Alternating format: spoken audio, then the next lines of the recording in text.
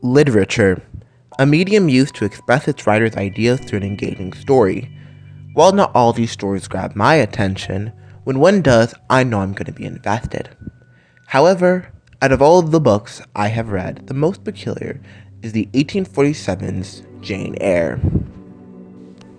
Just like any long-form video analyzing something, it would be best for the viewer to know what to expect. In this video, I'll be going over the history and impact of the novel, its plotting characters, and the good, bad, and ugly of it all. Let's begin with its history.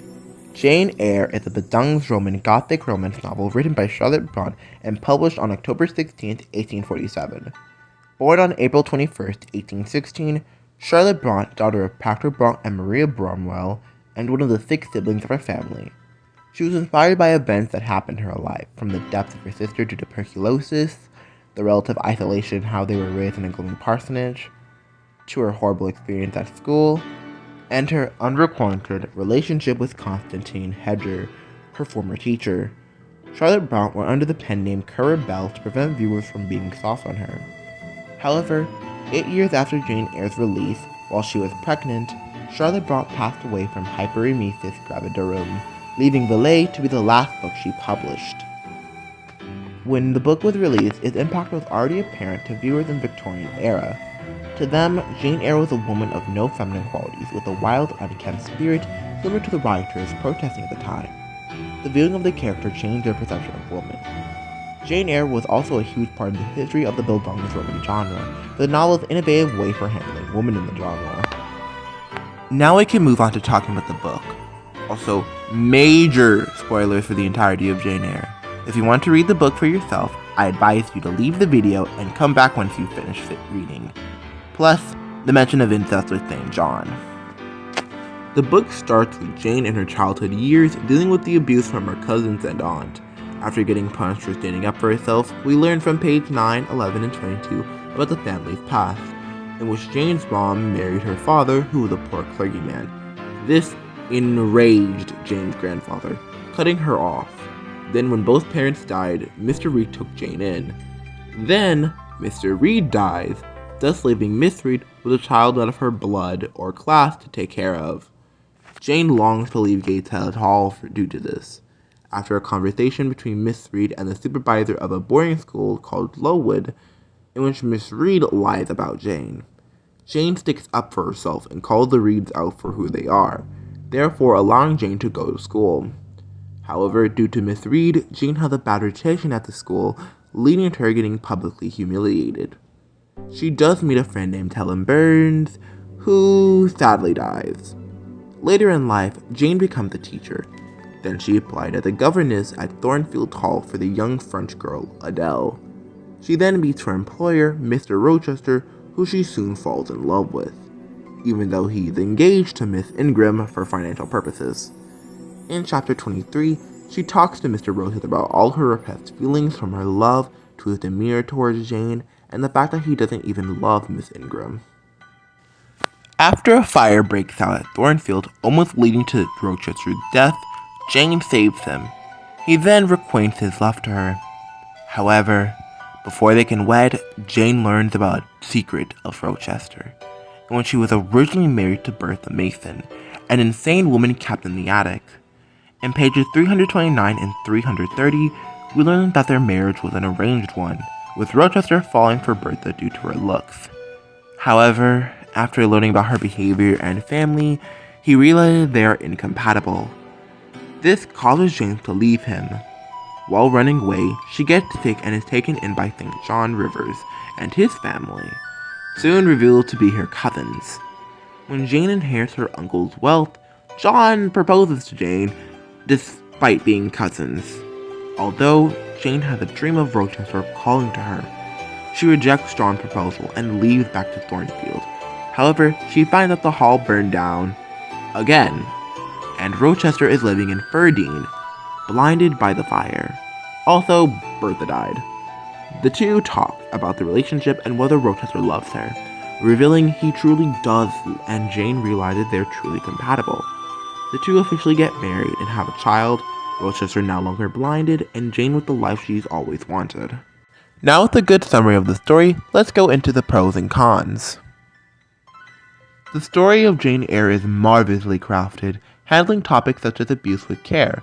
I love how Jane is able to stand up for herself without facing punishment and capable of disowning and leaving the reeds without being seen as bad for it.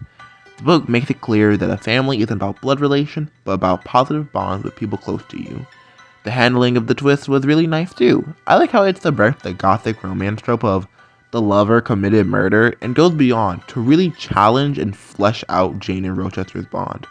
Plus, the ending was nice, seeing after all Jane went through, she got what she always longed. While I enjoyed the story, I did find fault in the writing. Its use of words creates a slow pace or confusing scenarios. The scene where Jane is locked in the Velvet Room being an example, as the book takes a whole page to explain how the room looks, instead of, giving a general description that sets the mood and allows for the reader to naturally fill in the gaps. Another example is in the end where St. John says, "Surely I come quickly," and hourly I more eagerly respond, "Amen, even so come Lord Jesus," which almost ruined the ending for me, as it made no sense and would have been better if they put this earlier in the chapter and have the final paragraph end with Jane giving an epilogue on how she has all she ever wanted since childhood. Let's start off with the titular character, Jane. She is my favorite character as I relate to her struggles of dealing with abusive figures, seeing her do what I want to do with my abuser without facing punishment or being villainized for it. I also like how she is shown as being independent and willing to set boundaries, while also having her desire a partner and getting one without making her seem weak or dependent, since a lot of feminist stories tend to make feminine values come across as inherently bad and women who desire these values as weak. Next is the antagonist from the beginning of the novel. Sarah Reed is one of Jane's abusers. She is the reason behind a lot of Jane's conflict due to her perception of Jane. I hate her, as she reminds me of a person similar to her in my life, and I was glad to see her die.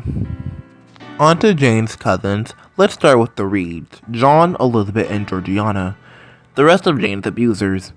Described as being wicked, selfish, and spoiled, their role is a smaller version of Miss Reed, feeling almost like filler to flesh out the world. Next, we have St. John, who is designed to be a foil of Rochester with his cold nature. While his incestuous feelings for Jane makes me uncomfortable, his role is executed well, and does a good job fleshing Jane and Rochester's relationship. These characters are alright. Next is Blanche Ingram, the love interest of Rochester and love rival for Jane.